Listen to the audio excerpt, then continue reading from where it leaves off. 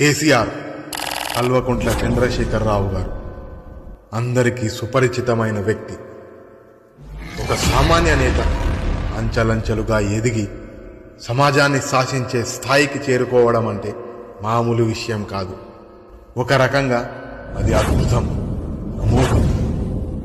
కేసీఆర్ గారు తెలంగాణ ఉద్యమ జీవితాన్ని ఆరంభించిన ఆయన ఎప్పటికప్పుడు వ్యూహాలు మార్చుకుంటూ పెద్ద పెద్ద పార్టీలను కూడా తన దారిలోకి తెచ్చుకున్న ఘనపాటి.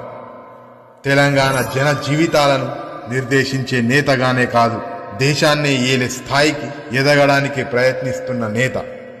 ఇదంతా కేసీఆర్ స్వయం కృషి అని చెప్పడంలో ఎలాంటి సందేహం లేదు.